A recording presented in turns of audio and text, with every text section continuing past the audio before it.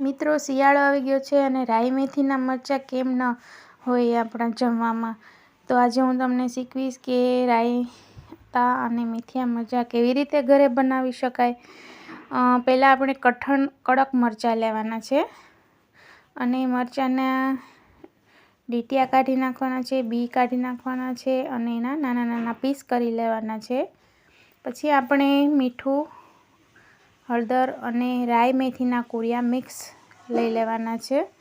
મેથીના કૂરિયા થોડા દરદરા પીસવા હોય તો મિક્સરમાં પીસી શકો, પણ મને તો વેલણથી જ કરવાની આદત છે, એટલા માટે હવે હું વેલણથી આને થોડા ક્રશ કરી લઈશ, જેથી એનો ટેસ્ટ અલગ જ આવશે. હવે આપણે આ બધા કૂરિયા મીઠું અને હળદર મરચાંમાં નાખી દેવાના છે.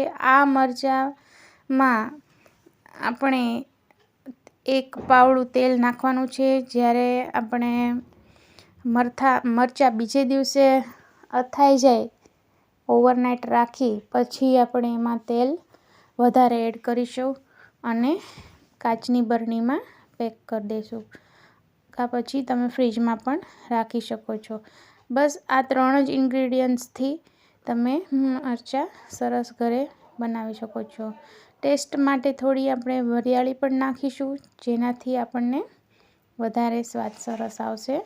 આ મરચાંને રાત આખી રાખવાના છે અને બસ બીજે દિવસે ખાવા લાયક બની જશે. ઘણા લોકોની ફરિયાદ હોય કે અમારા મરચાં બગડી જાય છે, પણ આ સારા રહે છે. Thank you.